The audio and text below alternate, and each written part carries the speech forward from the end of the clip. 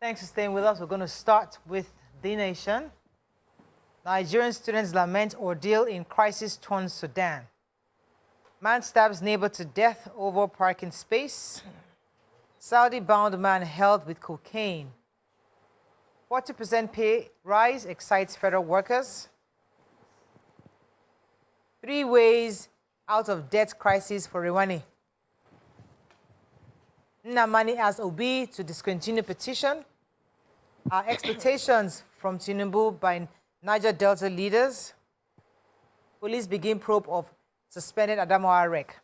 Okay, which story are we starting with? So I took the story of a 3-story building under construction on Sunday, collapsed at the Apapa area of Lagos State. The building, located at 45 Ladipo Oluwo Street, GRA Apapa, was partially caved in as a result of the thunderstorm. According to the Nation, he said that there was really heavy rainstorm that happened across Lagos State yesterday. The rain caught us on the road as well. And you know that in the recording of the story, they said there was no casualty as a result of the incident. However, the state government has sealed the property over alleged non-compliance to the provisional approval granted it. So the Deputy Director of Public Affairs of the Lagos State Building Control Agency, LASBCA, Mukaila Sanusi, in the statement on Sunday evening, said the developers broke the government seal that mandated them to stop working on the property. They said the property was sealed because the provisional approval was given for 2 floors, but the developer constructed 3 floors. He went ahead to say that preliminary inquiries indicated that they had issued a number of contravention notices to stop work and seal up orders, and the developer ignored all of this, went ahead to carry on with the construction without any recourse whatsoever to the authorities. So thankfully there's no casualty in that place, but I think that they should go further to pick up this developer whom they have told not to continue building in that place. Somebody must pay the penance for this so that it will deter others. Let me take the civil servants who got a 40% increase. So the Consolidated Public Salary Structure, CONPSS, yesterday expressed joy over the payment of the 40% that was paid allowance and arrears from the federal government.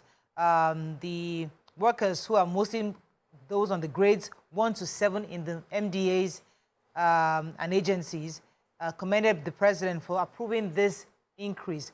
The Minister of Labour, Chris Ngige, who yesterday spoke, said that the categories of workers, especially in ministries, will start receiving theirs before the end of this week. Some already have.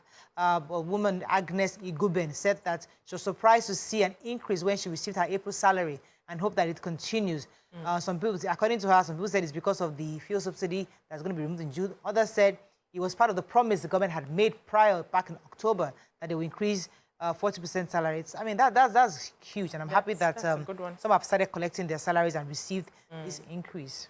I wonder how we can sustain it, though, because the second story I'm taking now is about our economic crisis. So a member of the Presidential Economic Advisory Committee, PIC, Bismarck Rwani, has given a few options, 3 main options on how we can deal with our crisis. He said that Nigeria's current debt stands at $103.1 billion as of December 31st, 2022, and he puts us at the tip of a debt crisis. So he gave 3 options on how we can deal with the current crisis. He said the first thing is to approach the IMF, that's the International Monetary Fund, for a policy support instrument. And what the policy support instrument means that they would give us support in how to improve our production.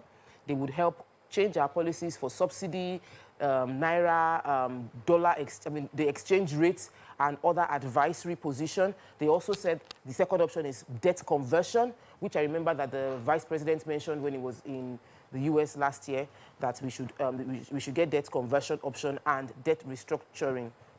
This is the total money owed by both states and federal government, and from the look of things, it is getting to a point that it will probably cripple the government if we do not act decisively in implementing some change in policy to improve the way. He said a sovereign debt structure can take several forms, and they're hoping that the government is able to negotiate to get such fund restructuring ongoing, because we're spending most of our income on paying for debts. Okay, The Punch. Sudan conflict, government seeks Egypt's support to rescue 5,500 Nigerians via road. 2 children, 5 others burned to death in Lagos-Ibadan highway crash. Lagos State government blames developers as another 3-story building collapses. Tinubu may return today to meet the APC National Working Committee. Nigeria's indebtedness to World Bank, now 6 trillion naira. NLNG Train 7, Rep. Someone Dewu, Saipem over workers' petition. And police launch manhunt for fleeing Adamawa wreck. Okay, which story are we starting with? The Punch? I'll start with the major headline. So the federal government is making preparations to evacuate about 5,500 stranded Nigerians out of Sudan through the Egyptian town of Luxor. According to the Punch, said that the federal government was seeking Egypt's support so that the stranded Nigerians could be moved to Luxor. Now, the Director of Special Duties of the National Emergency Management Agency, who doubles as chairman of NEMA's Committee for the Evacuation of the Stranded Nigerians from Sudan, Dr. Onimode Bandele, said that the federal government was meeting with government officials in Egypt on how to move Nigerians out of Sudan through Egypt. They're also exploring through Addis Ababa as well. And he says that the government has concluded the arrangements to evacuate 5,500 Nigerians in Sudan by road. And according to him, for security reasons, they will be getting authorization from the Sudanese government before the evacuation. Now, he went ahead to say that it's not like 2 countries are fighting each other. What is happening in Sudan right now is internal crisis, and it's very difficult for you to just go into that country to lift your people out. You must negotiate with the Sudanese government to give you that opportunity. Said some other countries have tried to pick up their people, I think France and one other country, but then they were met with stiff resistance, and so they had to go back. It's not something you just rush. And some of the countries who succeeded in lifting their people out of Sudan had just about 50 individuals. But now in Nigeria, we're looking at about 5,000. It's not something you just go in and just get out. You need proper plans. You need to get the buses ready, everything that they need, get the neighboring countries, ready to support you before you are able to lift them out. So hopefully Egypt will do something in relation to this so that we can get these students out of the country. Let me take the story for the NLNG Train 7. So reps, according to the House of Representatives Committee on Public Petitions, has summoned the managing director, the project manager, actually, Dewu Engineering and Construction Limited, and the project manager for Saipem Contracting Nigeria over alleged unfair labor practices against Nigerian workers engaged in the construction of the NLNG Train 7 project in Bonny State, Rivers State. The Punch reported that there has been a prolonged industrial dispute between the Nigerian Liquefied Natural Gas Train EP7 firm, Dewu Engineering Construction, and its employees under the aegis of the National Association of Plant Operators. The association was demanding fair labor practices in line with international best practice from the South Korean firm. And then the National Assembly, the House of Representatives, have actually summoned them, accusing Dewu of using security agencies to intimidate its members instead of paying them the entitlements. So I'm happy that at least there's some efforts being done to ensure that these employees are compensated for the ill done. Update on the Adamawa wreck story. The Commissioner for Information and Voters Education of the Independent National Electoral Commission, Festus Okoye, has said that the powers to declare its resident electoral officer, it lacks the power to declare the rec officer wanted. The rec officer is Adu Ari. He said that the rec got into trouble. We all remember when he announced the Adamawa state election while the supplementary election results, while the election is still counting in some areas, and he has now fled. He's not taking he's not picking his phone calls, and they don't know his whereabouts. So Festus Okoye is saying that he doesn't have the right, the INEC doesn't have the right to declare him wanted, and that they added that they are hoping the police would arrest the rec, and then they can able to continue the prosecution. He said the commission has written officially to the Inspector General of Police detailing all the infraction that the rec has committed against INEC, and that they are hoping that through the police intervention they'll be able to find where the man is. But he also mentioned that the police has responded to their letter and they are waiting to get information. But a lot of Nigerians are waiting to see how discipline will be meted out against the Adamawa State's wreck. But the INEC is saying they don't have the right to declare him wanted. They have not seen him. He's not picking their calls. The police is left to handle it. Moving now to Daily Sun. Salah tragedy in Lagos and Kano. Work for Kano's release, IPOP tells new Ohaneze boss on Wanyahu. 2.9 million lightning strikes to hit Nigeria in May, says NEMA. 168 escaped death at Ibadan police barracks collapse. Direct entry registration to continue after 2023 UTME National Census, says JAM. APC dissolves Tinubu Shetima Campaign Council. Namani urges Obi to withdraw case against Tinubu. Oti denies inviting Gowon. Appoints 75-man inauguration committee. Vasta APC chieftain to Buhari asks God for forgiveness, not Nigerians.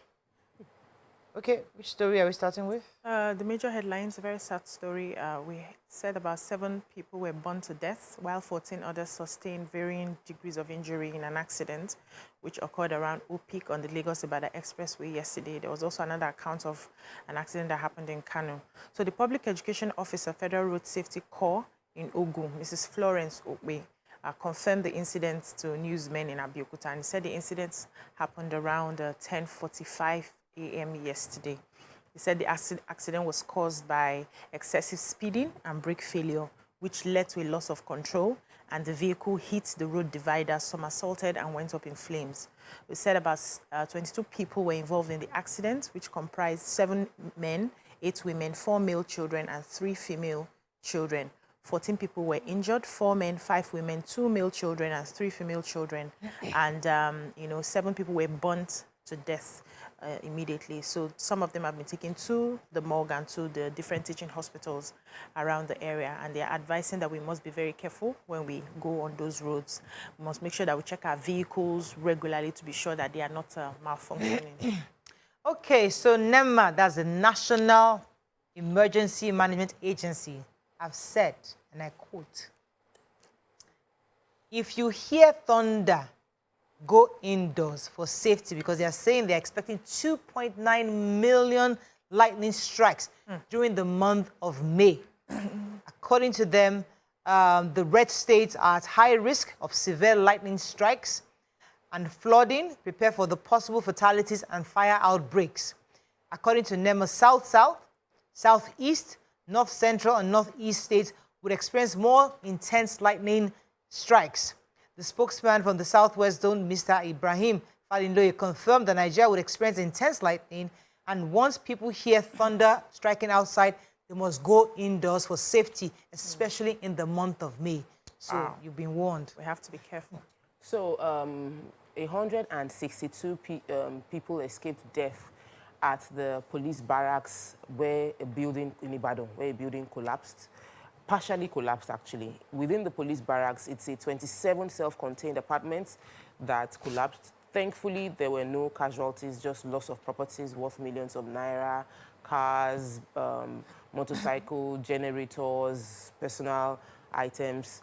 And they mentioned that one of the neighbors that lives within the area said people within that particular block 11, had been told to evacuate the building based on the failure of integrity test.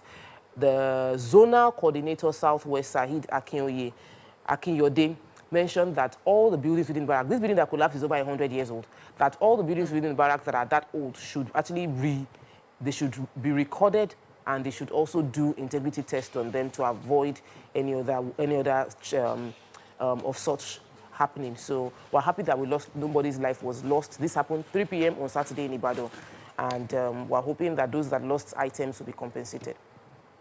Okay, let's move on now to Vanguard. Global competitiveness, over 30 taxes choke industries in Nigeria. Sudan war, Nigerians' only way out is evacuation by road, says federal government.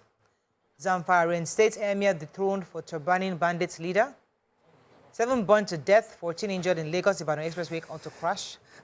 Nationwide blackout looms as generation falls below 4,000 megawatts. APC dissolves Presidential Campaign Council. 10th National Assembly, Vitara Wase Jaji in Speaker horse race for in 3-horse race for Speaker. And how to tackle insecurity in Nigeria, says Italian envoy. 52 billion naira SWP fund. Articles aid Keyamo bigger over asset declaration. Okay, which story are we starting with? Manufacturers Association of Nigeria, which is the umbrella body of manufacturers in the country, MAN, are lamenting that the nation's manufacturing sector is groaning under a multiplicity of taxes and levies, saying that over 30% of such different taxes, levies, and fees are being charged by various government agencies. So according to MAN, said this development has led to small and medium enterprises, that's the SMEs, losing about 9% of their total income yearly, which runs into billions of naira to such multiple charges. Now, also compounding the already difficult situation, they said about 17 new bills aimed at imposing more levies on the manufacturing sector is currently before the National Assembly as we speak. And so they are saying these levies and these taxes are not working for the private business person in Nigeria right now. They went ahead to mention some of the taxes: company income tax, stamp duties, petroleum profit tax, capital gains tax, value-added tax, personal income tax, withholding tax, tertiary education tax, 1% of payroll contribution to NSITF, and so many others that they listed here. And said this is not working for the manufacturing sector. They are not able to do well because of all these taxes that leave their businesses. The government is not giving them a conducive environment so that their businesses can thrive. Most of the businesses are already shutting down, and yet the government is still planning to go ahead with some of these taxes. I think government needs to look into these taxes. If there's a way they can, yes, it's a whole lot for businesses. If there's a way they can, you just make it, bring a lot together.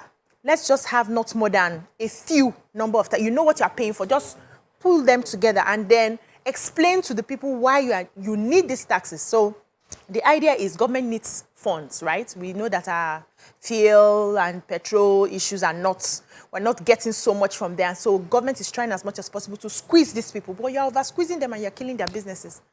Okay, let me take the... I want to take the Italian envoy story. So we had the ambassador to Nigeria from Italy. His name is Mr. Stefano Di Leo.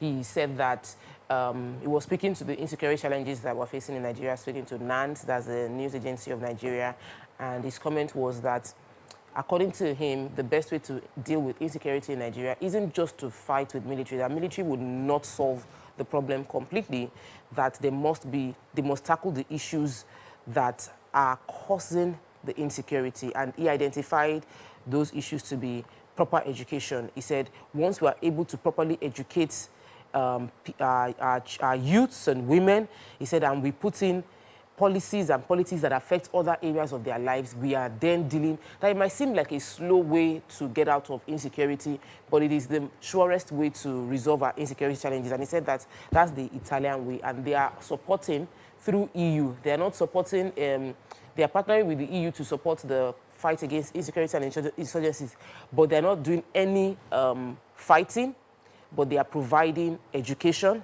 and it is low but better strategy towards dealing with insecurity in Nigeria. Governor Bello Matawale of Zamfara State has approved the reinstatement of Emir Yandoto Aliyu Maraka of the throne of Emir of Benin Yandoto. If you recall, Marafa was derobed after conferring the traditional title of Sarki Fulani back in July 2022 on a bandit leader, Ado Aliero, if we took that story, as part of a peace-building effort by his emirate. However, the government had set up a committee to investigate what happened, and His Excellency has approved the reinstatement of Aliyu Marafa as the emir based on the recommendations of the committee that was constituted. Said that they did not find, according to the committee, said they found no evidence of any ill motive or collaboration between the emir and the bandit. Based on the findings of the committee, the traditional title was conferred on the repentant bandit as part of peace-building efforts between the repentant bandits and the banditry that affected the communities in that. So there was no ill motive, and they have since reinstated him. Okay, moving on now to the Nigerian Tribune. Speaker slot Tinubu's romance with PDP and NPP leaders threaten opposition gang up. Bandits release 4 Kebbi school girls after 22 months in captivity. 7 burned to death, 14 injured in Lagos Ibadan expressway accident. Lagos government blames developer as another 3-story building collapses in Apapa. Adamawa supplementary election. FCID commences full investigation. Tinubu to arrive Nigeria today. Nurses, midwives lament exclusion from 40% pay rise for federal government workers. Okay. Yeah, you took that story about the 40% increment. Yeah. So it's unfortunate that the National Association of Nigerian Nurses and Midwives, a federal health institution sector, are decrying the exclusion of its members in the recent 40% pay rise for federal workers. According to them, they said they've been drawn to the commencement of the 40% peculiar allowance. You mentioned that they had started paying some people already, and it's they just found that their members were excluded from it. And according to them, they said this exclusion is an aberration, an attempt to cause problems in the system. Said nurses and health workers have been calling for secretary or salary adjustments since 2001, with several committees set up to that effect, and yet they've not seen the light of day with their reports. They also went ahead to say that, Chris Ngige, that's the Minister of Labour and Employment, had said that this pay rise was to justify the current economic reality of the country, that, it's to help workers cushion the effects of inflation, rising cost of living, hike in transportation, fare, housing, and electricity. And they just want to wonder, or they're just wondering, how the nurses and midwives are not able to access this when they go to market, when everybody goes to the market, the same inflation is affecting all the government workers. And so something needs to be done about this exclusion. So one of the aides to Atiku is attacking Festus Keyamo. And the comment is that Festus Keyamo said he acquired property in America, according to them, worth $300,000, and they're asking that he should explain how he got the money. Most especially, they want a detailed report, the probe of the 52 billion special work program implemented by Festus Keyamo. They said he sacked the person who was supposed to be in charge, which is the National Directorate of Employment, Nasiru Agugu, and he said that he should be the one to facilitate the deployment of the 52 billion naira projects, and they want National Assembly to ask that even National Assembly acknowledge that it was a flop, it was a sham, and they want a detailed report. They want the EFCC to investigate it. Of course, the minister has explained that his asset declaration form is open. They can check what he had before he became a minister, but it's a back and forth accusation of how he got the money or how he even spent the 52 billion naira for the special works project. That is all we can take on Front Page Review. When we come back, move on to our hot topic of the day. Stay with us, we'll be right back.